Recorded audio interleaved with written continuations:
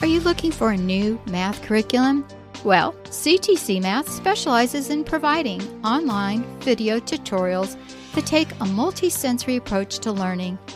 Favorably reviewed in Kathy Duffy's 102 Top Picks and the Old Schoolhouse Crew Review. The lessons are short and concise to help your children break down concepts and appreciate math in a whole new way. The lessons are taught the traditional way, not to the test. Each one of the video tutorials is taught by an internationally acclaimed teacher, Pat Murray, who is renowned for teaching math concepts in a simple, easy-to-understand way and in only a few minutes at a time. Using a multi-sensory approach, having the combination of effective graphics and animation synchronized with the voice of a friendly teacher together with practical assessment, even students who struggled with math are getting fantastic results. And the ones that were doing okay before now are doing brilliantly. Visit CTC Math today and start your free trial. That's ctcmath.com.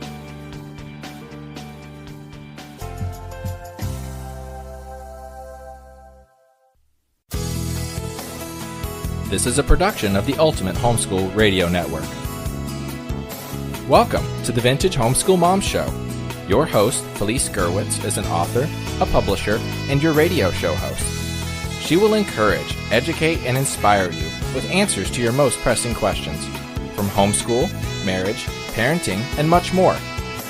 Felice loves to equip moms to live a Christian life because every moment counts. Be sure to visit her website at mediaangels.com. And here's your host, Felice Gerwitz.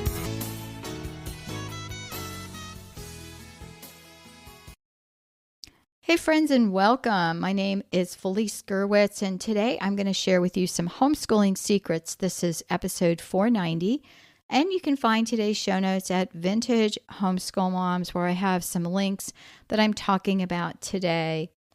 Well, there are secrets, and then there are homeschooling secrets that you should know. This podcast is not for the faint-hearted. Here we're going to discuss the truth that, as the scriptures say, will set you free. This podcast is brought to you by myself and Media Angels. If you would like an open it and go unit study for the whole family, try the Media Angels unit studies. I also have some wonderful planners that will help you for each month of the year. And these are sold on the mediaangels.com website. In fact, if you go to mediaangels.com/store, you'll go right to the link with the products. Well, friends, I'm going to share with you some secrets that I wish someone had told me when I started homeschooling. As a young married woman with my first child on the way, I didn't even consider homeschooling, nor was it on my radar. Many years later, I found myself at playgroups with a toddler and hearing people discussing the possibility of homeschooling. And I thought, really? What the heck? Do you guys have teaching degrees? Or, what are you even thinking? So I did what any sane person would do, and I talked them out of the idea. I know, right? After all, I thought, where's your degree and where's your certification and so forth? And in my defense, which is very weak and limited here, the one lady I was speaking to was telling me that her kids wouldn't go to sleep. She had 5 children, and the way they went to bed at night was just to fall asleep watching television. And they would either pick them up and put them in their beds or just leave them on the floor and cover them up. And I thought, yeah, this lady does not need to be homeschooling. But I wasn't planning on homeschooling, but going back to my teaching career once my school-age children were enrolled. And they were little at that point, so it wasn't even on the radar. But what happened instead was, after some frustrating meetings with the school system, it turned out that my oldest child had some mild learning issues and was speech delayed. And I ended up placing him in a private school. My background was in learning disabilities, early childhood education, and elementary ed. So do you think God had prepared me, especially when I was touting off to these other people, well, you don't have a degree. Well, here I had a degree that could help my child. So instead, I found a nice, cushy private school to place him, and I put my daughter in a high-end preschool. And so I enjoyed being with the moms and, doing the mom thing while your kids were in school. But then I started researching, and one of my friends introduced me to this lady. Her husband was a doctor at the local hospital, and she had her master's degree in education, and she had started homeschooling her daughter. And the reason we were introduced was we both had a background in education. So she helped talk to me about homeschooling and putting it in perspective. And after a frustrating year of my son being in school and it not really helping him out, I ended up pulling him out mid-year with the thought that my husband and I discussed it, and he said, well, if it doesn't work, you can just put him in school next year, and it would be just like he would repeat kindergarten again. I mean, who flunks out on kindergarten? But it turned out that my son just needed that one-to-one. But the way I started homeschooling was all with textbooks, and that was not what was best for my son. It just really wasn't going to work for us. And so I looked into our state laws, and other than following the laws in your state, and I tell you what, I've seen some of the laws in some of the states that are very restrictive, even down to telling you what books you have to use. And truthfully, I would have really made the decision to move or put myself under an umbrella school. So there's a lot of legal jargon that goes into homeschooling. And if you're new, I don't want to overwhelm you with that. I know we have other podcasts on the Ultimate Homeschool Podcast Network that deal with those topics. However, that was one of the things that we started later on. I started homeschooling under, the county laws in my state, and then later on, we actually started a private, what is called an umbrella school in my state, which is like a private school, and then running that as a homeschool, more of a support group, and each of us homeschooled our own children. And so I learned that, oh my gosh, I can do all of these fun things and hands-on things with my son. And he really took to science, which was one of the reasons I wrote my first book, Teaching Science and Having Fun, because he just gravitated and learned all of this stuff, higher end thinking and hypothesis and, delving into experimentation, which I know a lot of curriculums just say, study nature, and that's great. I'm getting off topic here. This isn't even in my notes here. But I found that with him and just sitting and watch your kids and looking at how they learn best, or the things that they like, or the things that they gravitate to. And that was what I called the back door into getting into what my son needed and how he would learn best. And, and he's a wonderful functioning adult, now doing great. But the thing is that, he wasn't going to be college bound. So if I was going to stick him into this peg and say, oh no, he has to go to college, I would have frustrated myself and my son as well. And out of my 5 children, 3 that did go to college all graduated, cum laude, magna cum laude, and higher, awards and all sorts of things. And the 2 that didn't are successful in their own rights. My one son works construction with my husband, not my oldest, but my number 3 child, and he also has many side businesses that he works.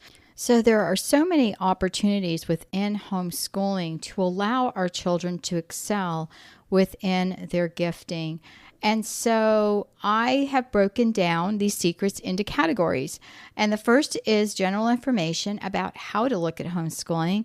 The second regards parenting. The third is practical regarding curriculum and planning. And the last is important regarding household chores and meals. And I hope this really helps. So here you go. Let's get started. So Homeschool Secrets 101 in general are to decide on your homeschool philosophy. I know, right? Who does that? Well, it's important. Just like a business has a slogan, you can come up with one for your family. And this will help, I promise you. We brainstormed as a family and came up with things like, we're stronger together, or Gerwitz strong, And then we decided upon, as for me and my house, we will serve the Lord, which is Joshua 24:15. And this really helped us during the years, sometimes that were great years and other times they were struggling. And especially when the kids didn't get along, that was something that we would quote. The second is know why you're homeschooling. And why is that? Because if you really have a purpose of doing something, then you're going to stick to it. Or you're going to decide, you know what, I tried it and it's not for me. And that's really important, especially when you are up against some of the difficulties. It's actually the difficulties are, number 4 that's coming up.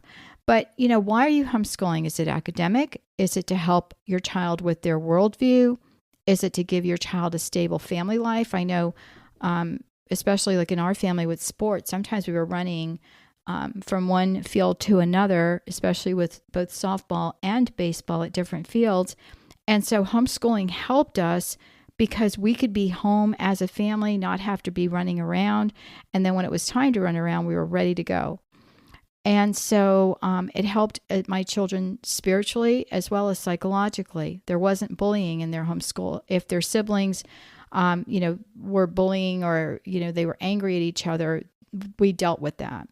So if you know the reason, for example, you have a child that's struggling, or maybe you have some that are gifted. I had some of both. Then we could deal with it within our home, and we knew why we were homeschooling. A lot of people are homeschooling today just to avoid the issues plaguing education today, and that in and of itself is enough of a reason.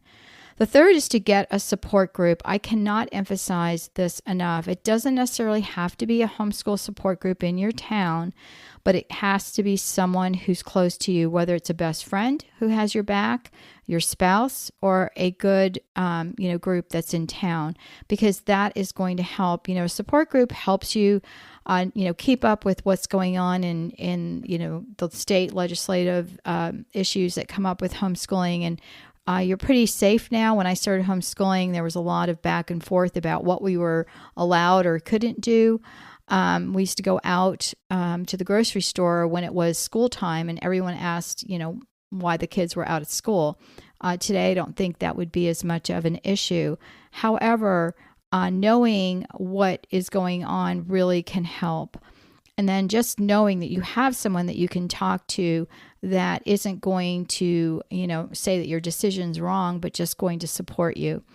And the fourth is ignore well-meaning extended family members who think they know what's best for you. God bless our family. We had different reactions depending on, what flavor of the month it was, but just respond politely. If you're Southern, something like, bless your heart. Thank you so much for sharing your opinion with me. I know the bless your heart's not really a compliment in Southern circles, but you know what I'm saying? It goes a long way over arguing your point. My mother-in-law was insisting, because my son was speech delayed and he had some speech difficulties, that we needed to get him books on tongue twisters, and that if he said tongue twisters, he would be able to speak better. And so I, listened to her and thanked her for her advice. And God bless her, she spent a summer, they would go up to New York and upstate New York where their family was from, and just spend a month there every summer or longer. And she went to the library and diligently copied page after page after page of tongue twisters. And so this did not work with my son, and he became very frustrated. And I just thanked her profusely for taking all of that time in her beautiful cursive writing to put it together. My son's and my husband and I spent a lot of money on speech therapy 3 times a week for my child. So he did get that taken care of. But the thing is, we have to show our children by example, and that's not, again, on the list, but our kids are going to be watching us. And everything that they learn is going to be our example, unfortunately. And they don't ever pick up the good things. They just pick up the negative. So, again, if you have that support group, this isn't going to be a problem. The fifth is to select a time frame to homeschool. For example, I'm going to do this for 1 year. I had a friend who, that's what she would say. I'm going to do it for this year and I'm all in. But she couldn't promise to do it for another year. So for her, it was 1 year at a time, and she homeschooled almost all the way through with her 5 kids. So that's important. And then the fifth is, that's the fifth, to select a time frame. So again, decide your homeschool philosophy. Know why you're homeschooling, because if you have that information, then you're unshakable.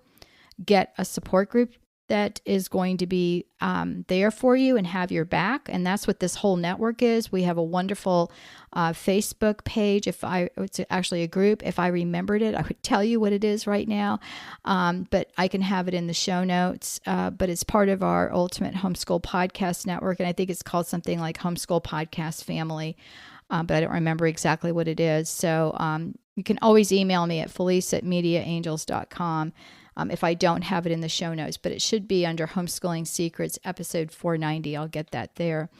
And so there's your support group. And then ignore, be polite, but ignore well-meaning extended family. And then select a time frame that you are going to homeschool and stick to that. Another is homeschooling, secret is under parenting. So the first is that you, should consider creating a family bond. I cannot tell you how close our family is. It was funny, something came up the other day, and my now adult daughter, who's 25 and, head coach at a private Christian school, she's a single young lady, and she said to me, I said something, and she goes, "What I love about our family is that we're not the I'm dead to you or you're dead to me kind of family." And I just thought to myself, what? And she gave me an example of something was happening in a family situation, and that's what one of the siblings said to the other. I mean, I was just horrified. And our family is close-knit. Our family is, is there for each other. And I just love that. And that's because we created memories. I have a podcast link I also put there that you can click on that's called Family Bonding Time. And it's not necessarily a bunch of activities you can do, but some heart issues of what I'm talking about. The second is to know that you are the parent and you are in charge. I am the strong one in the family. My husband's more permissive. And I had to really get over, if you're a mom listening to this, maybe you get me, but I had to really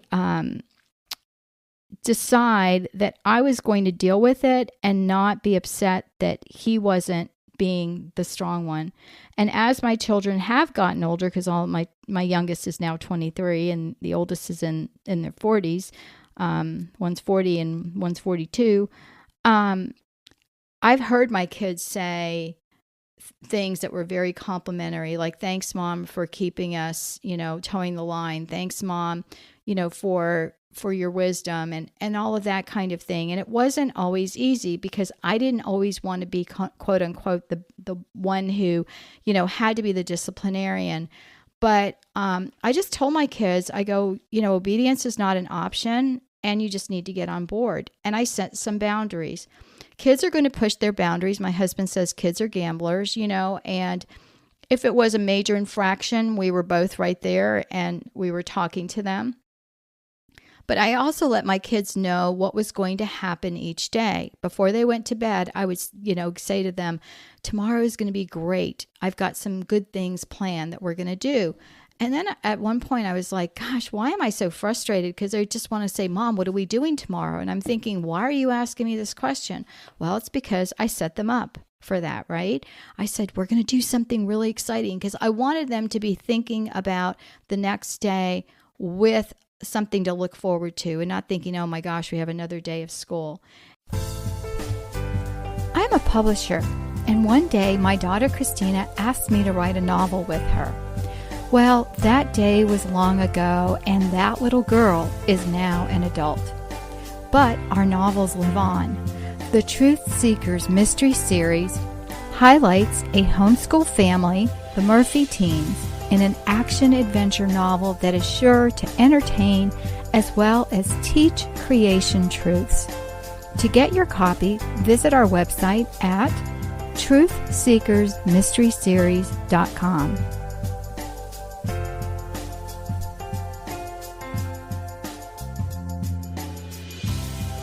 And so, I would always have to be prepared about what that was going to be. And that was part of what I call getting my kids on board and getting their buy-in, because they're going to work much harder and much better if they know what the buy-in is. And for my kids, it was number 3, giving them time to think. If you've listened to my podcast for a while, you will hear this it's a recurring refrain. And actually, I went and looked to see if I had, I'm on podcast 490, so you can't expect me to remember every topic I've done. But I went back and looked, and I don't have one on giving kids time to think. I know I did a big presentation for someone else, and I will give you a link to a blog post that I didn't write, but my assistant did. And it was on that topic that, she got from my notes. But I will do a topic on that, because my kids knew that if they got their schoolwork done and they were, good about things and not complaining, because that was, I would always say too, if you complain, that means the translation to that is, Mommy, give me more work, or Mom, give me a chore to do. And so, of course, my kids would, shake their heads and go, well, that's not what I said. And I go, well, that's what I'm hearing. So it's just better to just be done. And then we're going to have time that you can work on what you want to work on. And I know that I've had parents who have contacted me and said, but my kid's not interested in anything. And that means that we as parents have to double down and say, okay, we're going to expose you to some different things. Science is not my love language. That wasn't something that I was interested in. I found that my son was. And that's when I say, give kids time to think and help them, to explore some of the things that they're interested in. That means sitting and watching them. I had a friend who just loved to sit there and watch her kids at the park. And I thought to myself, gosh, I finally get 2 minutes, with my kids playing, and you want to talk to me about, aren't the kids cute and what they're doing? And this is a really good friend of mine that, still to this day is one of my best friends. And then I just watched her watch her kids and kind of absorbed that, and noticed that in watching my children that I could see them gravitate toward different things. And it really is something unique for each of them. One of my children, one of the older ones, loved writing. So we wrote the Truth Seekers Mystery Series. Okay, so not every mom's a publisher and can publish their kid's book and co-author it with them, but that was something she loved. My oldest son just wanted time, to read and be, have that time for himself. And he's still like that. The third child was very inventive and into things. One time he said to his dad, can I build a bridge over my pond or over the pond? And my husband was like, yeah, sure, that would be great. Because the first 2 kids we would encourage, and nothing like that really happened. The third child got grandpa to take him to the hardware store and buy cement and actually put some pillars in by the pond. So we had to realize at that point, okay, he needs to be tempered in what we encourage him to do. We can't just be 100% gung-ho, because this child will do it. And he has, turned that into a thriving business, let me tell you. And then the 4th and 5th were very much into sports. And one daughter, my daughter, who now is a coach, she loved photography during a span of her time and loved taking pictures. And my youngest, at that point in time, loved Legos and actually did some stop motion videos with his Legos, as his creations, as he called them. And now he's in the military. So, different children having that time to think allows them to explore their, and we don't have time to think, do we? Don't you wish someone would say, send you to your room, for some time to think? This is not a punishment. It is some way to open their horizons and allow them to see what they're interested in. And then the 4th is to set rewards upon completion of their work at the end of the week. And I know I also have gotten flack from parents. I've talked about this before in my years of doing a lot of online webinars. And parents will say to me, well, they should do it just because. And I say, well, tell me one job that you do just because, that you're learning that you don't get paid for. And I'm not saying pay your kids, dollars. I'm just saying let them have a movie night where they get to pick out the movie and have pizza or whatever is their favorite food. But that just means that, you're doing the due diligence, you're checking their work and making sure that they're accomplishing. And that's where you can pull in, your spouse to help you with that. The fifth is the power of words. Catch them doing something good. We spend our entire life, telling our kids what they should and shouldn't do. And if we can encourage them, oh my gosh, that goes such a long way. I remember going to a friend's house one time and just her daughter was washing dishes. And I went up to her. I barely knew this girl and she was a young teen. And I'm like, oh my gosh, how wonderful is this that you're doing dishes? Your mom must be so proud of you. And that's so wonderful. And I go, and I kind of was teasing my kids and I said, and look, guys, I don't hear any complaining, and she just blossomed. And then later my friend said, I cannot tell you how many times she brought that up and was just so blown away about how sweet you were and how you noticed, and it's just like, that's nothing, right? It doesn't cost anything.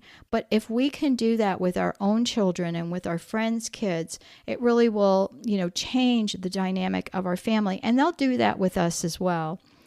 The next one is curriculum and planning. So the first lesson begins with, life lessons at home. A lot of what we did when they were younger was a lot of hands-on exploration. I felt like that was the key throughout their learning process, was giving them that opportunity to not only, taking them to a museum where you can't touch anything, but actually taking them to a learning center where they can touch things. There was a wonderful museum in Tampa. I live a couple of hours south of that. And they had, sections of their museum. Like I remember one time, there's a whole section on grocery store set up where the kids could scan food, and like I couldn't get them out of there. That's all they wanted to do was play with that, play in that section or crawl around and learn. And that kind of thing, I think, really stays with them and they remember. So it starts with life lessons. What are some things or some character qualities you want to work on? I have a set of character planners on my MediaAngels.com website that I created based upon some of the things we did with our children. And so one of the things we would do if we were working on diligence, for example, is we would say our entire family is working on this. Not just you are going to work on it because you're not diligent. No, we all are a family. We're in this together. And so we worked on it together as a family. And so we encouraged each other, not pointed out, gosh, you're not being diligent, but we encouraged each other to, do things timely and so forth. And I had a whole lot of activities that I did with my kids. The next thing for curriculum planning is to take the time to do that. I cannot tell you the struggles I had when I was trying to plan what we were going to learn on whim. And then someone said, you know what, you can take a few weeks during the summer when you're not schooling. I know my daughter, she takes breaks when she homeschools, the second oldest, the one that wrote the novels with me. She homeschools, and she'll homeschool in blocks where they have like a couple of weeks where they take a break. And because we're in Florida, they actually school some summer months when it's so hot outside. And then they'll take off like an entire month for December and other holiday times where they can, take that break. And so she'll take those times and she's planning what she's going to do. And I love Kathy Duffy's website. It's kathyduffyreviews.com.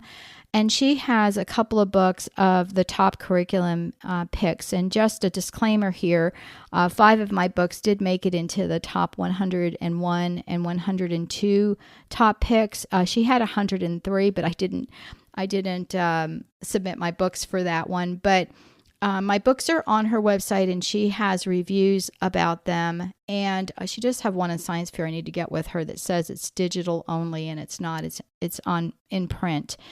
But the thing is that it really is a clear review from someone who homeschooled her kids. She had 3 boys. She homeschooled throughout her kids' homeschool years and really is knowledgeable. The third is podcasts, such as the Ultimate Homeschool Podcast Network.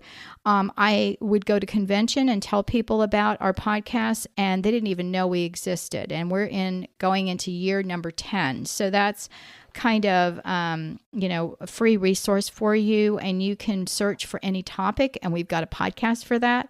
The fourth is, again, plan your year during the summer or some block of time. And then one really simple homeschool secret that a friend showed me, and I'm like, oh my gosh, this is so easy. For example, for a math textbook or workbook, what you do is you look at the number of lessons and then you divide it by the number of weeks you're homeschooling. So a homeschool mom, needs 180 days, depending on what year your child is. And I believe kindergarten's a little bit less time. And then, how many hours. And so you just break it down that way so you know what lesson your child should be on. The other homeschool secret is, in homeschooling, I personally did not make my children do every single problem. Even in public schools, you do the odd problems or the even problems, right? So it's like sometimes if you're doing a curriculum that has a ton of problems, give them a sampling of what they should do. And that's kind of one of the perks of homeschooling that, I would say to my kids, I would give them a pre-test, and then they would test out of certain sections and say, okay, so we'll do some of that for review, but here, you get to start on this page in this book. And they loved it. So that was really great. And so that was super helpful for us.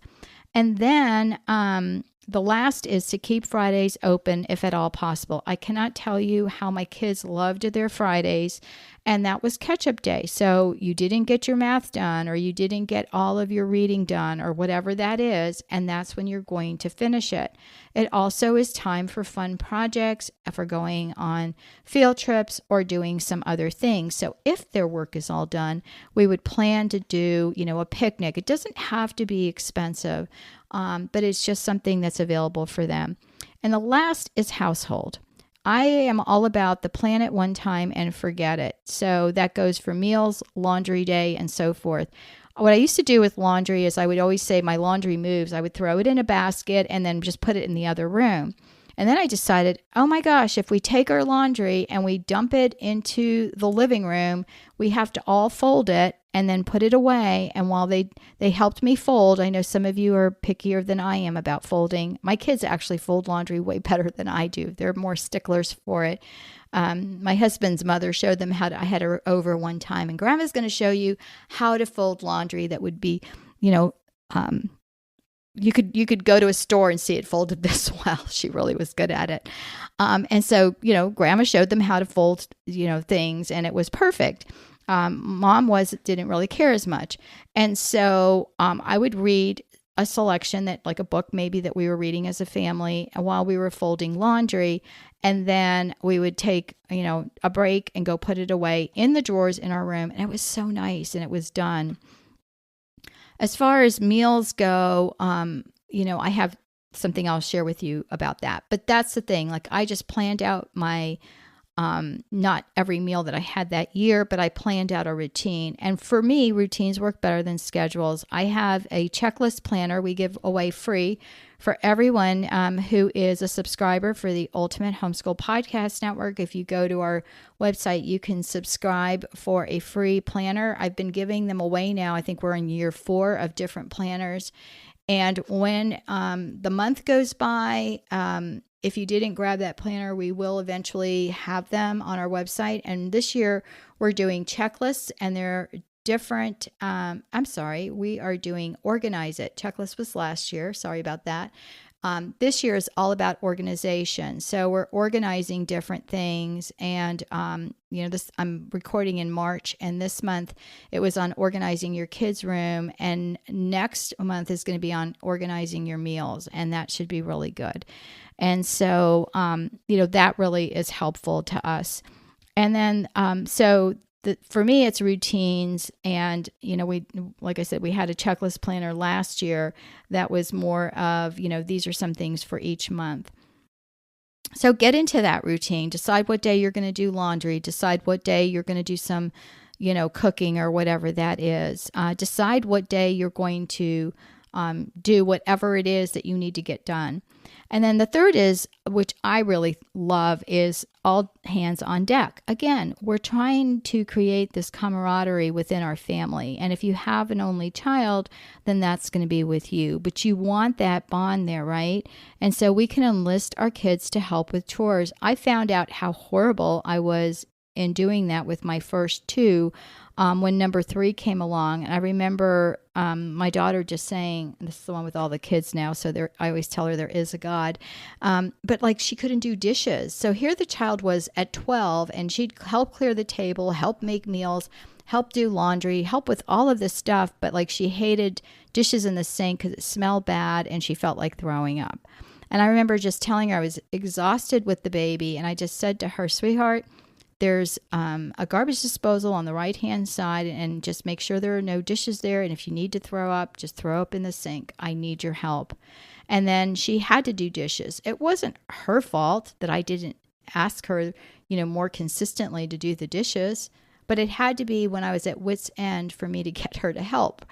And so, it's a whole different thing if, we always want to do it all ourselves, or would rather not, do different things. So one of the things I did with the kids was I sat them down, and this is why she didn't do dishes, is because I would say, what is the chore you want to do? And so like I had a son who didn't mind emptying the dishwasher. Someone else didn't mind picking up the whole, downstairs living room, kitchen area each day. I had another one who helped, put all our school books away. So everyone had the jobs that they didn't mind doing, and it made it go a lot quicker.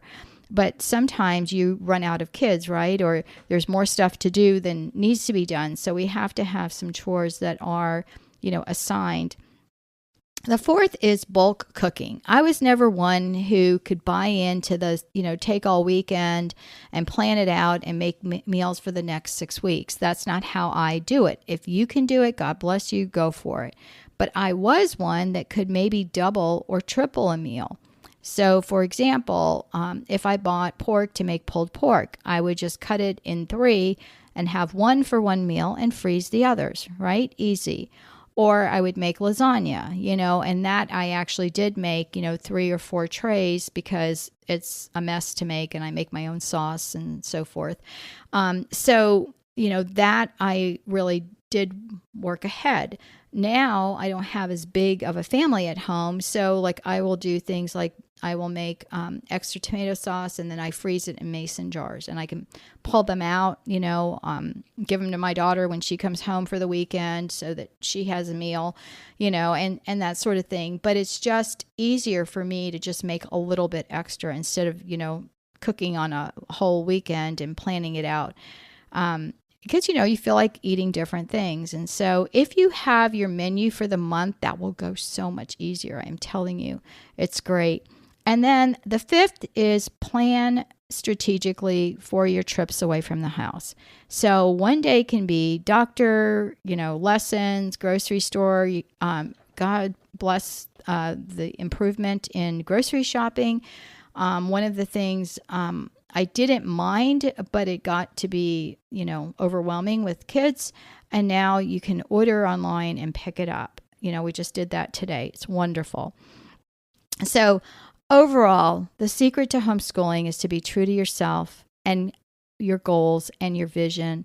And once I lost that, and I really floundered, and this was when my 2 oldest were older kids, and, my daughter had moved out and she'd gotten married. And I just found, gosh, I had so much more energy with my younger kids, and we did lessons and we, did all this stuff. And I remember my daughter coming over and she's like, Mom, the kids won't complain to you because, of course, if they complain, that means Mom, give me more work. But they were telling her that school wasn't fun and it wasn't, getting to be done was, just taking them longer.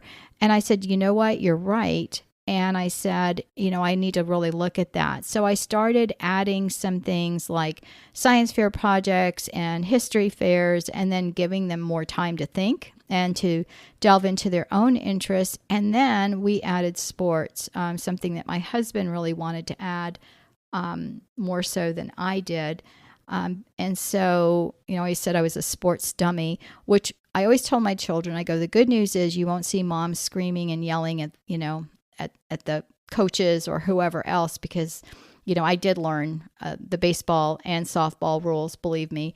But that was not something that was high on my list, but it was my husband's. So thankfully, the three youngest were all very good athletes. They played competitively, broke records in the schools, and the youngest two actually played in college with scholarships, plus academic scholarships. So this was, I have to say, it ended up being a huge blessing because it motivated them to get their schoolwork done, because if they wanted to practice or do some other things, then they did have that time. And I felt like, my homeschool journey was overwhelming at times, but I was committed and all in, and the results are amazing, friends. I have a family that's close. My youngest kids even roomed together in college. When my daughter transferred to my son's college, their friends couldn't believe that they were even friends. And, that was kind of an example and a blessing that, yes, siblings can get along. And I have kids who love the Lord. They're faithful, and best of all, that we know we are there for each other no matter what lies ahead. We're a family. And that's what's important. And it's so funny because as I'm recording this is one of my longer podcasts in a long time. My screensaver came on, and guess what? What it scrolled across, and it was that scripture verse of Joshua. I almost started laughing when my screensaver came through. But it was like, as for me and my house, we will serve the Lord. And that was I didn't even remember that's what scrolled on my computer. I just pray that for you. I pray that these secrets are helpful. I pray that, you know what you want to do and you stick to that. I am a shy person. No one ever believes that when I tell them, especially with all the podcasts and public speaking and things that I have done. This is way out of my comfort zone. Yes, I can teach kids and I can be up in front of a classroom and that sort of thing. But with adults, we always are concerned. Oh my gosh, what are they thinking about us, or what are they saying? And I had to be passionate for what I did, whether it was writing a book, whether it was, homeschooling. I had to be all in, because if we're not, our work, the proof is in the pudding, right? You're going to see that the kids are floundering, and it may be a time to regroup and to say, you know what, guys, we're going to take a week off. We are going to, watch some educational movies. I have forms for everything and different planners. I think one of the planners, it's the, oh gosh, I'll put the link on the website, but I have a set of planners that are the yearly planners that really go into like, what are the holidays for each month, and kind of focused and geared your homeschool on that, because that's what I did as a teacher, when I taught school. The brief amount of time that I taught, but a lot of things were theme based. And so one of the things I have in the planner is a form for watching movies. So the kids would, watch a movie that was an educational movie. It could be, a whole lot of different things. I found movies that were on the composers that the kids loved. And I had them fill out a form that was like a book report. What was this movie about? What was the theme of the movie? What was a general overview? And just some things like that. And you can come up with these things as well. And then I filed it, and that was part of their school. I had a friend who did unit studies, and she created a unit study like for the times when Mom's planning. The kids are still being productive and still learning, but more in a fun environment. And sometimes it just took even taking a break for the day and going sitting outside and having a picnic, or going for a nature walk, or, stargazing at night, whatever that is, just taking a break sometimes, putting the books aside and just regrouping and just say, look, we're all in. We're a family. We're doing this together. All right, friends. Well, show notes are on the website at Vintage Homeschool Moms, Homeschooling Secrets, podcast episode 490. And follow us on our social media. We have an amazing Instagram, Pinterest board, and all kinds of things. And again, I'll get those links are on the Ultimate Homeschool Podcast Network there for you. And I'll get that homeschooling group URL and put that in there as well. So hopefully this is a great resource for you. And next week, I am going to be talking about the homeschooling secret weapon, and it is not what you think. Take care. God bless, and I'll talk to you soon. Bye-bye. Thanks for tuning in to the Vintage Homeschool Mom Show. Visit Felice at MediaAngels.com and TheVintageHomeschoolMoms.com. Vintage Homeschool Moms is a production of the Ultimate Homeschool Radio Network.